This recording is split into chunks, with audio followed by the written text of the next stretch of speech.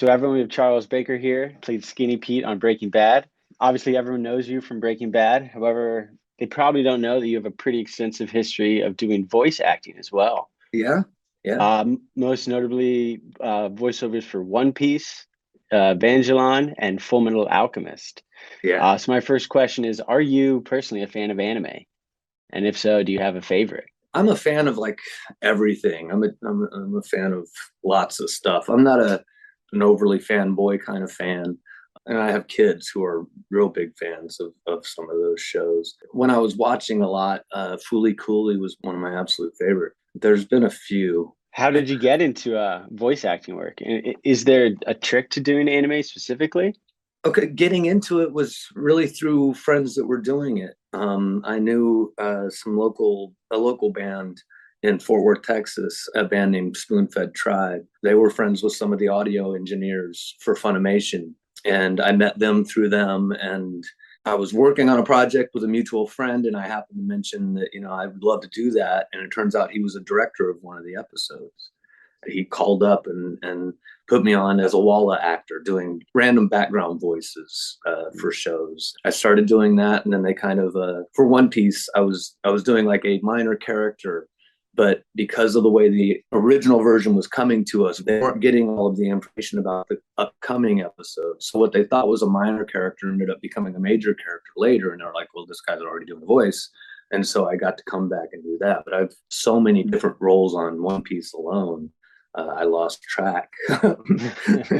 But Really? there is a special kind of skill to it because the voices have already been done, the animation has already been done, and you have to somehow create an English version of what they're saying, and as close as possible get what they call the lip flaps, which is a funny term. You had to get your lip flaps to match, and sometimes it would cause some real interesting performances, but you were forced to make it as natural as possible. It was a great training for on-camera work, really. Which also, in turn, when you have to do ADR for a movie or a TV show, re-record your voice over your own performance. It makes it a lot easier to handle that. It's a lot of fun. Wow. Yeah, One Piece is pretty massive. I think Yeah, it's sort of had a resurgence. Evangelion as well, and also Fullmetal Alchemist. right. Are those shows that your kids are into? Have you shown them your anime work? Well, I didn't have to show them. My 14-year-old daughter at one point got into my car as I picked her up from school one day, and she's like, "My friends just told me they saw your name in the show that they're watching." She gets a little offended by some of that stuff. I think I don't know really why, but when her friends make a big deal out of me being in a show that they watch, she's just like, "Oh, Oh yeah, that's funny. I guess there's nothing you can really do against that. no." And so besides being an actor, you're also a musician. I tried. Was music your first passion or was acting? Music was my first passion. I started it. I was a violinist at 4. I then played trumpet and then drums, and then started teaching myself piano and guitar. In college, I was on a vocal scholarship as a singer. I had been in show choirs and did musicals in high school, and I really kind of enjoyed doing the musical thing. So I started taking tap, jazz, and ballet. I wanted to be, Fred Astaire or Danny Kaye, Mm. triple threat. And at the time, I thought that was kind of a prerequisite for being an actor was, having it all and being able to do it all. And so I learned as much as I could. And so you released an album in 2019 titled Peach. Right. What are some of your musical inspirations? And I guess how did that project come about? How long did it take you to make? Okay, so boy, music. I'm going to start with the Beatles are a huge influence on me. Zeppelin, Pink Floyd, Beatles, Simon and Garfunkel, a very wide range of musical influences, honestly, old and new.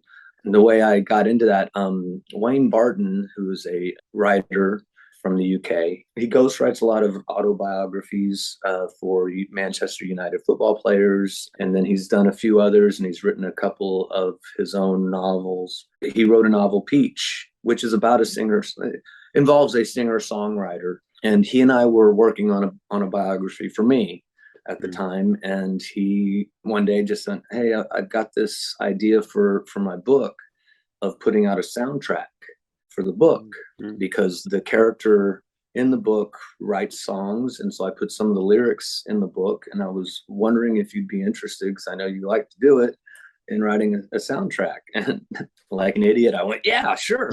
And then I realized I had to actually write the album. And Wayne wrote the lyrics to the songs and came up with the bass music for it, and then I added my own flair to it. And the idea was it was either he writes music for other musicians, and so it was supposed to be kind of an eclectic sound. It was all demo kind of material, so it was supposed to be kind of a raw sound.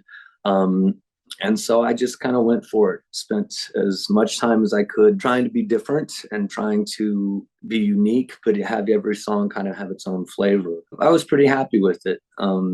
It wasn't as successful as I had hoped, but I was pretty happy with how it came out, considering what it was for. And really, I'd been away from music alone for a very long time, and I had a lot more confidence early on in the process than I did at the end of it.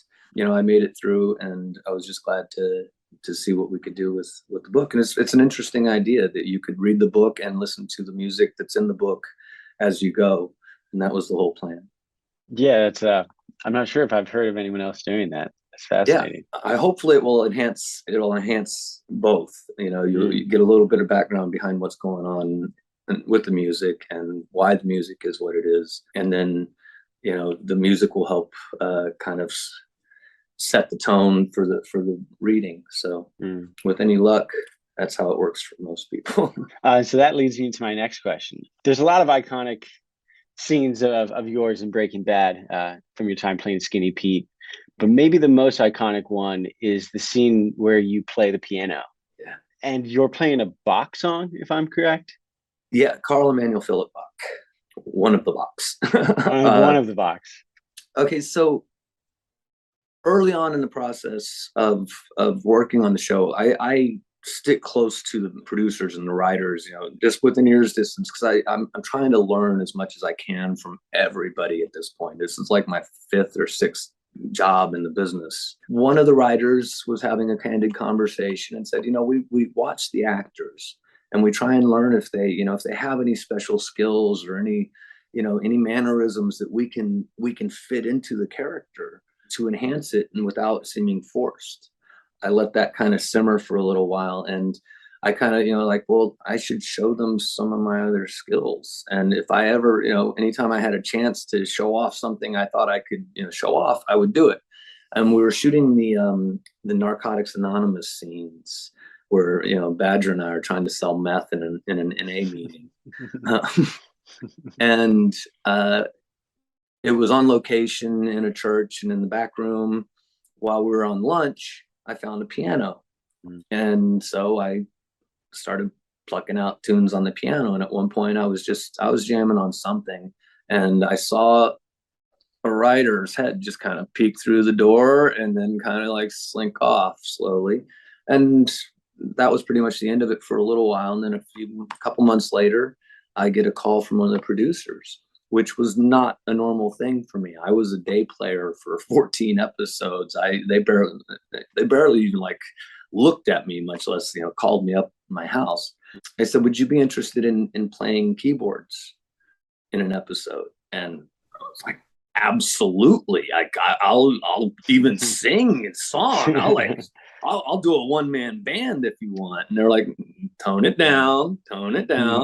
If you could just, you know, give us a list of songs that you feel confident playing, we'll let you know from there. So I sent them a list of the few songs that I really have in my repertoire that, you know, I felt confident enough.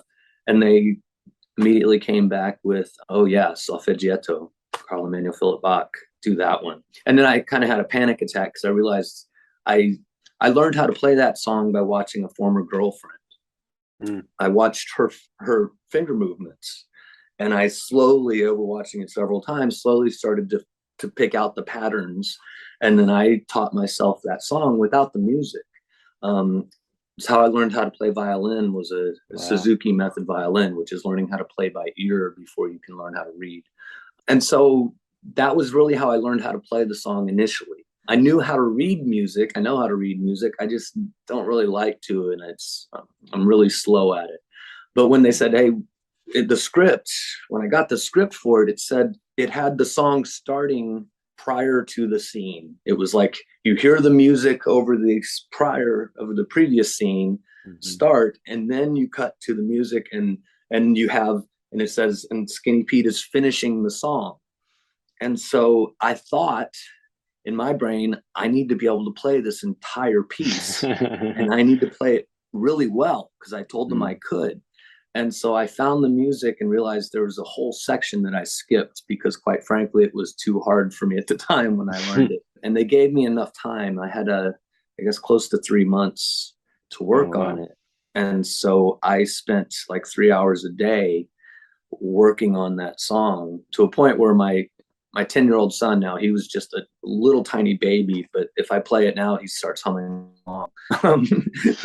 But I was playing it every day to try and make sure I could get that one hard part. And it's like the fingers overlap, you know.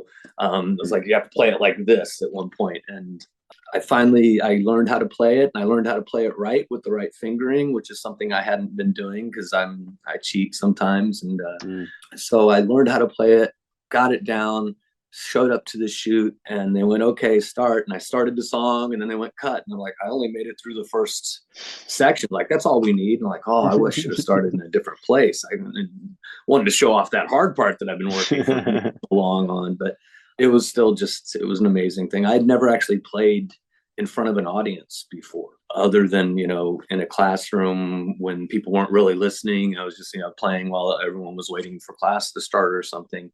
But I'd never had a recital. I've never done a performance. And so my first time really playing in public was in front of millions of people, and it was crazy. But, you know, I got through it and managed. It was amazing to me how easy it was, like, to not screw it up after practicing it so much. I was really kind of happy about that. What an incredible story. Sounds like the openness on the set was palpable, or like the creative expression, because that scene is so telling into who Skinny Pete is as a character. It kind of represents, at least to me as the viewer, wow, the skills or talents that, you know, drugs, addiction, this life can squander. And it really gave you this window into that character. And that's incredible that it was just not really planned. It just kind of came about. Yeah, the writers, the entire crew of that show, that was just such an amazing collaborative effort, and so seemingly spontaneous. So I heard in an interview you tried to take your Skinny Pete beanie and they didn't let you, and they said that it might end up in the Smithsonian one day. And just this week, Albuquerque released those 2 statues of Walter and Jesse. What was it like being on a show with such powerhouse actors, but also on a show that kind of rejuvenated television in the way that we can watch it today? What was that like, both as a creative, but also a person who gets recognized on the street? It was a dream. I mean, it was, I don't even know how to, like, it was like such an amazing thing. In the first 2 seasons, everyone on the crew knew what kind of show we had. We knew it was an amazing show. We didn't know that the audience was going to catch on to that, or, you know, in the way TV is made, if they were even going to get an opportunity, because, you know, it would have been easy for AMC to just, you know, kill it after 2 seasons, because it really didn't have the traction that a lot of shows that get canceled do. We were like, there was a lot of hope. There was a lot of just positive vibes on set. And then once Netflix hit and it started becoming the most binged watch, we actually, I think, kind of invented binge watching.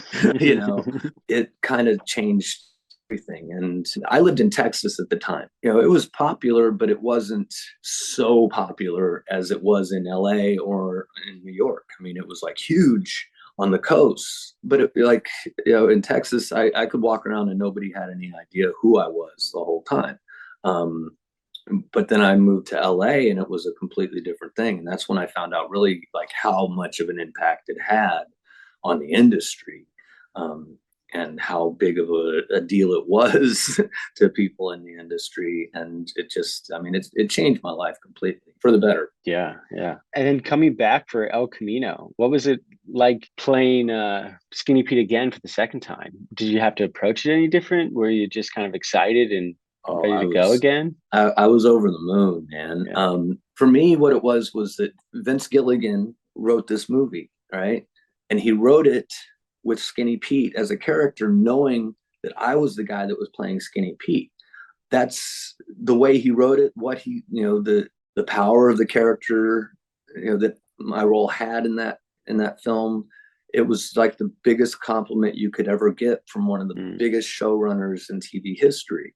And for me, that was like the biggest compliment ever. And the last thing I wanted to do was let anybody down, So it was great to get back into that character. I was nervous about, the age difference and how much I was so much older than Skinny Pete when we started, that I was like, kind of nervous that was going to be a real obvious kind of thing, but they fixed me a little bit and younged me up some, which helped. It was like coming home. I mean, we had been doing that for 6 years, and then away for a little while, and then suddenly I'm back with all the same crew, all the same people, all the same actors, and it was just such a familiar place. But I had a few jobs in between that gave me a little bit more information about what the hell I was doing, and so I felt like I was able to bring a little bit more to it this time.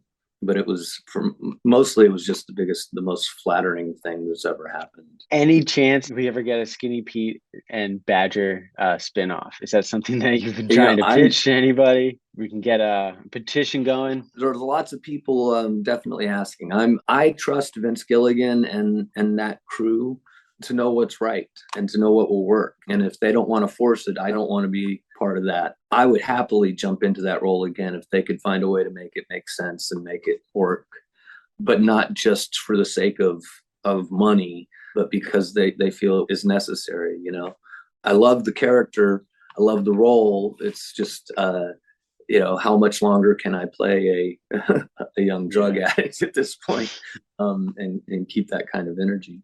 I'd be happy to do it if they wanted to, but I don't know that they would. I don't know there's a reason for it. I hope they have other ideas that, like Breaking Bad, that we haven't thought of yet, that are going to make that worthwhile, and hopefully get people to go, oh, you know what? This is so much better than rehashing old characters. But you never know. You really never know in this business. Yeah, not in this day and age either. Yeah, there's a good chance I'll end up playing Walter White in the remake of it, but they're remaking stuff so much nowadays. What was it like being on set with Bryan Cranston? It seemed like he grew as an actor, at least from an audience perspective. Yeah. What was it like working with him? At first, it was all right. Then later, his ego just got intolerable. No, he's always been just the most amazing, generous, grateful. Like he constantly expressed how grateful he was to have the opportunity to do that. You can't blame him. It was a huge deal for him. He was generous. He taught me that being a good lead actor meant being a good leader, and that he set the tone. The reason why everybody on that crew was so kind and so happy and so willing to go above and beyond was because he was kind and he treated people, everyone good. He always had that air of gratefulness to be there, and never once took his anger out on anybody, never showed anger towards anybody, never was disrespectful to anybody, from the major characters down to the very, very smallest background player. They got treated the same. It made everything so much better having him, and Aaron. Aaron was also the same. He seemed to follow in Brian's footsteps in that way, and they were mentors and friends, as opposed to just the lead actor who hid out in his trailer all day until it was time for him to work. He loved to talk about the craft and talk about what he knows and how he does what he does, and it was like a master class in acting. Wow. One can only imagine. Seems Breaking Bad, it seems like, had some of the best casting in maybe in television history. It seems like every character was just kind of perfect for their role. It really was. It was amazing how they did that. Are there any shows today that you're really a big fan of, besides maybe Better Call Saul? I'm a big fan of Better Call Saul. You know, you ask, and that's when my brain just goes. I, I'm a huge Star Wars buff, and so I'm really digging all of the Star Wars stuff coming out nowadays. I mostly find stuff that I can watch with my kids, or hopefully watch with them someday. But they've been enjoying like the Umbrella Academy, and a lot of the sci-fi kind of shows. Peaky Blinders was friggin' amazing because of the soundtrack. There's been so much stuff. I'm a little behind on a lot of stuff, but I've been trying to keep up. There definitely is a lot too much television. Yeah, Almost not too much, but not too a much lot. yet. There's a lot. There's too many channels now, too many different streaming things you got to purchase. Like I'm a working actor. I can't afford to keep subscribing to all these different channels just to watch everything I'm in. It's kind of crazy, but I'm pretty easy to please when it comes to entertainment. I try not to judge and just learn and watch and lose myself. And when you're not acting or making music, what does Charlie Baker like to do in his free time? What kind of stuff relaxes you or helps you maybe live a normal life? Well, I'm a stay-at-home dad. I walk my dogs. I take my kids to school when they're at school. Pick them up from school, take them to practice, drum practice, and music lessons, and then in between, I lay out by the pool and wait for my next job to come. And I have a pretty easy life. I struggled a lot in my younger days, and I say I struggled and I partied and I struggled and I made stupid mistakes and I did everything wrong I could early on. And now I just try and be as boring as possible. I just let me just enjoy a movie and swim in my pool and watch my kids grow up and be there for them as much as I can. Because when I'm working on a job like this where I'm gone for 20 days, I feel lost. I also enjoy playing some video games every now and then too. Yeah, what do you play? I don't really go. I have a Switch. Mm-hmm. My kids and I both have Switches. I do a lot of Breath of the Wild decompression games. I recently did the Witcher video game, which was an interesting kind of game to say the least. And then I started doing the Switch Sports. My son insisted we get that when it came out, and I've been having fun playing volleyball and tennis and those kind of things. Actually, I don't get enough exercise apparently, because that's been doing it for me lately. You were in the 2016 movie The Neon Demon. Yeah. What was it like working with Keanu Reeves? It was a cool thing. It was a really cool deal. Yeah, everything great they say about Keanu Reeves is almost an understatement. When he first walked into the room where I was sitting waiting for the scene to start, he walked in and just made a beeline to me and just walked up, said, "Hey, I'm Keanu." And it's like, yeah, I know. He was nice, he was kind, he was fun, very professional. Unfortunately, it was just too short and sweet. I only had like 2 days on the set with him. But yeah, it was an amazing thing. I had before my wife and I moved to LA, I had joked about, hopefully one day I'll get to work with Keanu and he and I will become buddies and we'll start hanging out. And it didn't quite work out that way, but it was really neat to be able to be his right-hand man for a couple of scenes and just, bask in his presence. He is the one. Well, I think that's all I have for you today, Charles. Wow. Yeah, short and sweet. Thanks so much for taking the time. I know our audience is going to be really excited to hear what you have to say and to hear all about this. So just want to say thanks I hope so, man. Thanks for having me, man. It was great talking to you.